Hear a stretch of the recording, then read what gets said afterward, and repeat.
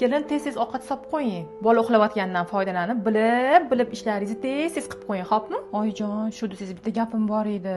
Mana tuqqanimga ham почти 2 oy bo'lib qoldi-da, lekin qanaqadir ham sog'lig'imda muammolar bo'lyapti.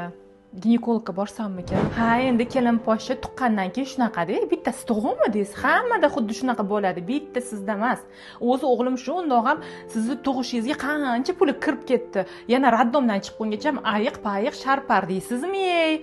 Qancha puli ketdi o'g'lim? Endi tuqqandan keyin hammada shunaqa bo'ladi. Jim o'tiring. Oyijon, shunaqa deysiz, uyimdagilar ham hammasini qilib kelishdi-yu, beshuni ham, hamma sarpolarini ham qanaqa qilinish kerak bo'lsa, o'zingiz ko'nglingizdagi qilib olib kelib berishdi-yu. Gap bunda ham emas, oyijon. Sog'lig'imda bo'lyapti. Men yaqinda ko'rdim-da, operatsiya qilsa bo'lar ekan. Hamma narsaga yoshlar yugurib borib operatsiya qilaversa-da, filler, botoks yana bir nimalar qildirasizlarmi? Bo'ldi, tuqqandan keyin shunaqa bo'ladi endi. Operatsiyani qilmaysiz. Biz ham tuqqanmiz.